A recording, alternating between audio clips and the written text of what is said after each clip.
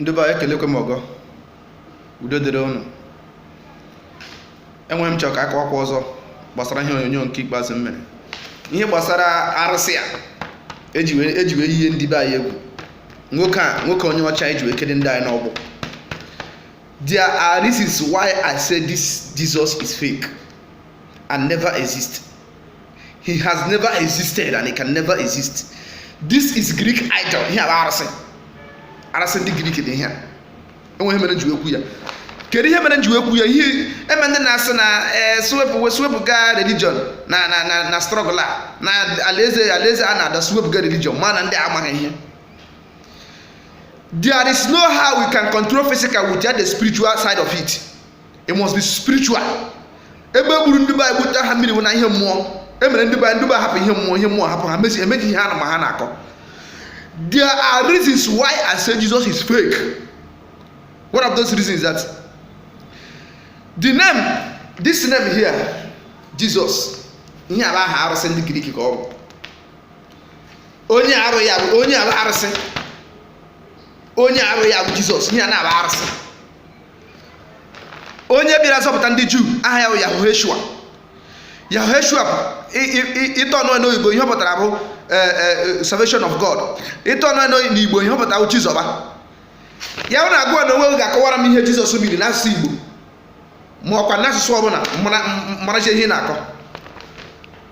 Ọzọkwa ndị eso na onye a na-agwa gị na ọzọkwa m na-ekwu ha gwa na jee anọghị na leta ndị Juu Jerusalem, ihe niile na-ahụ Jerusalem, ihe ọwụ Jerusalem ya wee enweghịrị ka jee come to existence 400 something years now. Why Yahushua onye bịara nwụrụ maka ndị Juu zọpụta ndị be ha o mere exist since 2000 and something years now. So nwere dị na there is deception this thing. Ọzọkwa onye a na-ekwu maka ewu Yahushua ọ bụghị onye ọcha ka ọ bụ, mana abịara ebe a ghọrọ ụnụ so na onye ọcha dị n'onye nzọpụta ụnụ dị ya n'onye ọcha. Abịara ebe a ghọrọ ụnụ so na onye ọcha were onye ọcha seere ụnụ achị ise angels ese ya ndị ọcha, asị ise Jizọs ese ya ndị ọcha, achịchị achọcha ise ekwensu esezie ya black, penti ya black.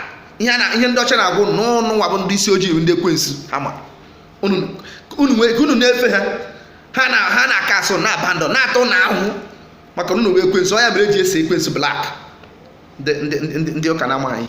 Ọzọkwa ịma ndị ụka anaghị agụrụ Baịbụl ihe ama my pastor say ihe ji wee sị na onye a na-akpọ onye nzọpụta aha ya wee chigbota aha ya Yahushua.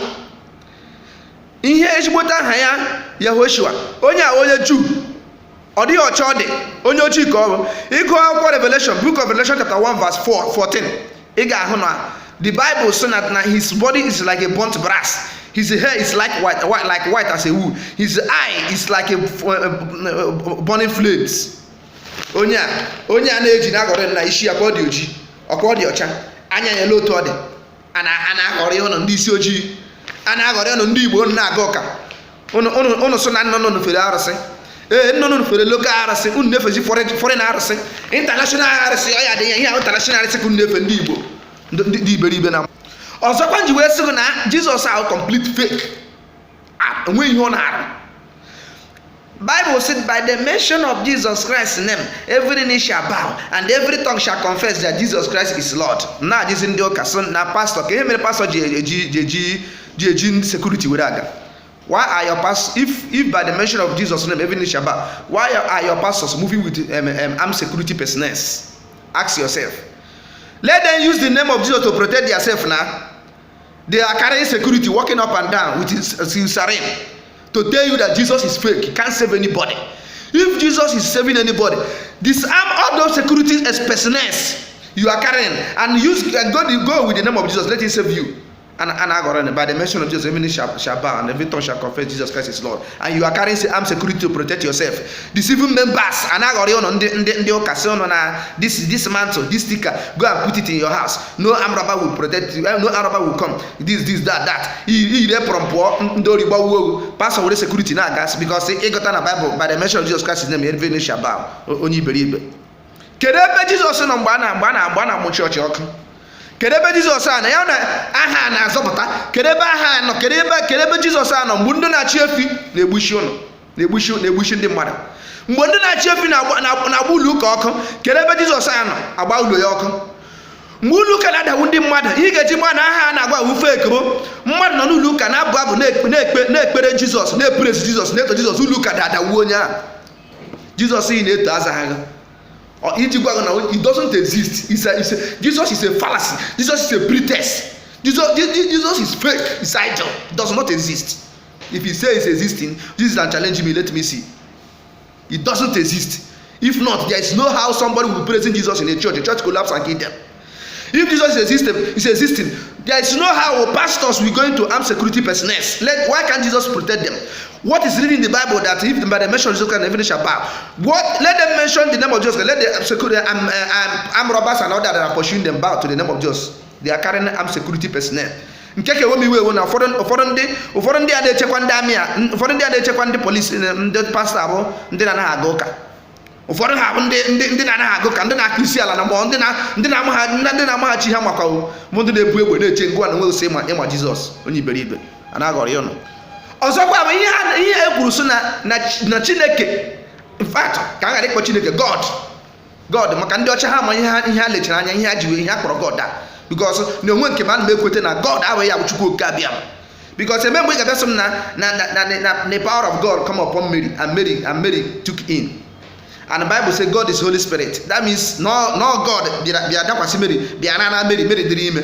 Look at nkogiri. Ọ bụ Chukwu okike abịa ma bụ Chineke m, chi m mmụọ, mmụọ ya na-apụ ewe, chi m na-efe Chukwu okike abịa ma bụ mmụọ. Ị na-ahụ ya ma afọ ya nwere na nwaanyị. Your God sleep with a woman. That is the Bible say the Holy Spirit come upon you. And the Bible say in the book of John 4:24 that God is Holy Spirit. God is Holy Spirit. And your Bible say that Holy Spirit they come upon Mary and Mary took in. That means how did the woman took him in? You see, how did the woman used to take in? Is it not man coming upon a woman?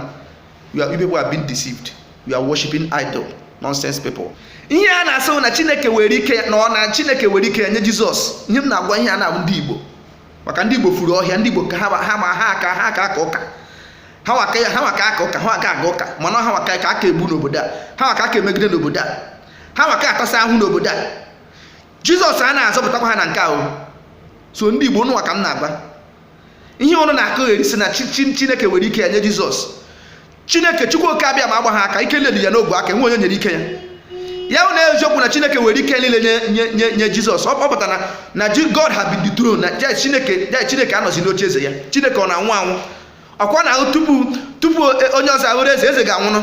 Ụnụ sị na Jizọs bụ eze. Kedu ebe Chukwu nọzi? N'ụlọ na arụsị ya na-abụ eze. Arụsị ya na-abụ eze. Onye ọcha na-abụ eze na-achị ụwa niile. Ụnụ ama ha ihe. Chukwu oke abịa ma bụ mmụọ, eze na-achị ụwa niile, eze mmụọ ma mmụọ niile na-akpụ isi ala nye ya. Enwe onye nyere ike ya, ike niile ka ya ka ọ dị n'aka, kọrọ na gbaduo. Ọzọkwa aghọrịrị n'ụsọ na Jizọs anwụọla na mmehie na-agwụ na mkpọ niile agwụna. Na he died and took away all our sorrows. He died and took away all our sins. Why are you still committing sins if Jesus died and take your sins? Why are you still suffering? Why are you still complaining of recession? Is Jesus not died? Can you na-etiri mkpu? Can you na-egbusisiri unu? Can you na-anwụrụ ọnwụ ike? How many Christians can be proud of living 200 years? He said he died and took away premature death. He died and took away our sorrows. Ndị ọcha abịa ghọrị ọnụ were ihe unu ji wee bụrụ odogwu na-emeziri obodo unu. Ụnọ n'ọhịa na-aka inyo. We don't know anything. It was the white people that taught us everything. Ndị ara. Ya bụrụ na Jizọs nwụrụ were buru mmehie niile, buru nsogbu niile, kere ihe ndị na-achị efi shi mba ọzọ bịa na-egbuchi unu. Ka ihe ha na-egbuchiri unu. Ka ebe Jizọs anọ. Nwa na-eji aha Jizọs wee chute ha aka. Nwa na-eji aha Jizọs chute ha aka, a na-egbu unu, na-ata unu, na-egbu unu na ndụ, were mma na-abụ unu ka nama. Jizọs n'ọsọ n'ụwa n'ọsọ. Ọnụ na-aka ori aka ori. Ọzọkwa nji wee na-agwa na Jizọs bụ fake. Jizọs wee jigbote fake. Adịgboroja ka ọ bụ. Jizọs wee jigbote ọgwụ adịgboroja, ma ọgwụ adịgboroja nye ha ya sagbuo n'afọ. Jizọs bụ ọgwụ adịgboroja, ọgwụ ọ na-ama ịṅụ ya ka ahụ dịghị mma dị ya, ọgwụ a egbukwu oge egbuo onye Jizọs bụ. Kedu ihe ji wee so na ọ bụ fake? Edere na akwụkwọ nsọ sị edere na akwụkwọ nsọ kwadị na John chapter 14 verse 12 that I tell you the truth, if those that believe in me they shall do what I did, and I did greater than me. Jesus na-ekwu Jesus na-ekwu na ndị ile kwere na ya ga-eme ihe o mere mee karịa ka o mere, wee na-ajịchi ndị bụ ndị ụka na ndị bụ ha sụrụ ha Kristian. A sị na Jizọs nwụrụ bilie, a sị na Jizọs gara ije n'elu mmiri, a sị na Jizọs mere onye nwụrụ 4 days o bilie n'ọnwụ. Ụnụ na nwụrụ Kristian ugbole ka ụnụ nwụrụ bilie, ihekwe na Jizọs bụ fake. Na onye ọra kwere na a ga-eme ihe o mere mee karịa ka o mere, nwụọnụ bilie nụ, ọ nwụrụ bilie n'ụbọchị nke atọ, igbochi nwụọ taa ebilie echi. Mmadụ ole pastọ na ole gara aga kpọlie onye nwụrụ anwụ ka ọ ga kpọlite gị kpọọ pastọ aga kpọlitere m na m ọfọm onye ji ya a na-aghọrị ọnụ. He that is in me is greater than he that is in the world. Mana ịnọ na ndị na-achị ehi na-abịa gị gbafuo ndị iberibe. He that is in the world is greater than he that is in me. Mana ụnụ gaa chọọchị da-adawuo ụnụ ndị iberibe. John 14 verse 12. I tell you the truth wọl ọkwachi. I tell you the truth, he that believes in me, he will do what I did, and do greater than even what I did. John 14:12. Dị beribe. Onu nwa na onwe ụnụ, mmadụ ole nne ụnụ nwụ n'ebe akwa, nna ụnụ nwụ n'ebe akwa. Jizọs kpọlitere mmadụ n'ọnwụ, and ọsọ ndị ọna kwe na ga-eme ihe o mere mee karịa ka o mere. Kpọlitere nna ụnụ na nna ụnụ nwụrụ anwụ, kpọlitere ụnụ ụmụnne ụnụ ndị na-achị ehi gburu n'ọnwụ. Ụdị ike Jizọs, ụdị aha Jizọs ka m mara chie ụnụ na-akụgheri Jizọs. Aha Chineke fuo n'ụka, aha Chineke fuzie n'ọnụ ndị Igbo nye amachi Jizọs. Ebe nchechiri ndị Igbo bụ onye ọ na-abụ onye Igbo, ebe ọ na-nchere onye ọ na-abụ onye Igbo bụ isi na Jizọs bụ eziokwu, na Jizọs abụghị fake. Ịmụọ nwa kama ị ga-ebo ya Chukwu Ebuka, bo ya Jizọs Ebuka. Kama ị ga-ebo ya Chukwuka, bo ya Jizọs ka. Ngwa na nwe na-aza Chukwudị, ngwa na nwe na-aza Chukwu Ebuka. Gbanwee aha otu Jizọs Ebuka ka mma na Jizọs ọ ya Chukwu. Abịa ghọrọ nso na Jizọs bụ Chukwu bụrụ Jizọs, na Chineke ghọrọ Jizọs bịa n'ụwa nwụọ. Chukwu bịara gbuo onwe ya, Chukwu gbara ndị mmadụ nkịtị, ndị mmadụ egbuo ya. Agwụkwara na Baịbụl so na Chineke bụ mmụọ na enwe onye pụrụ ịhụ ya anya. God is spirit, and those that worship him shall worship in spirit and truth. Akọrọ gị ebe a Baịbụl kọọ nka, ndị ụka mee nka, Christianity mee nka, a na-akụgheri. Ese onye ọcha, ese ndị gara, ese heaven, ese ndị ọcha ebe ha nọ n'eluigwe, ese ọkụ mmụọ, ese ndị black people ebe ha nọ n'eluigwe. Ihe ogochi bụ na ndị black people ha nọ n'ọkụ mmụọ. Africa bụ ọkụ mmụọ ka ọ bụ because hell pụtara ebe ahụ dị.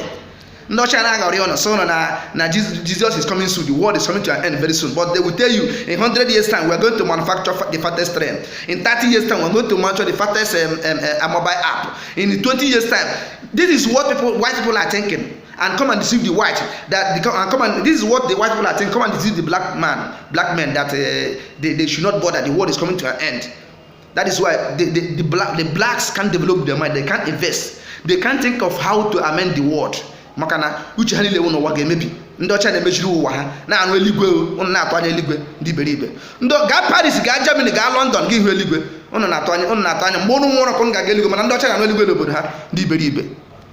Ịmụta nwa bụ ya Jizọs na-edu ka mma na Jizọs rụọ ya Chukwu. Ịmụta nwa bụ ya oge Jizọs, ọ bụghị oge echi, bụ ya oge Jizọs, bụ ya Jizọs Ebuka, bụ ya Jizọs ma ọ bụ Chukwu ma ndị iberibe. Jizọs bụ Chukwu abịa ghọrị ọnụ. Lee onye aba arụsị ka ọ bụ. This is idol.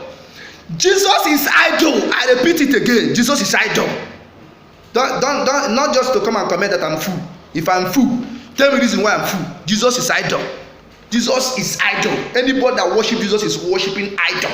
In a arụsị ndị Greek, arụsị ndị ọcha, arụsị ndị ọcha ka unu na-efe. Unu si na unu fere arụsị ha ji aka ha bute, nke unu na-efe nke onye ọcha butere, nke unu na-efe mmadụ ibe unu ka unu na-efe.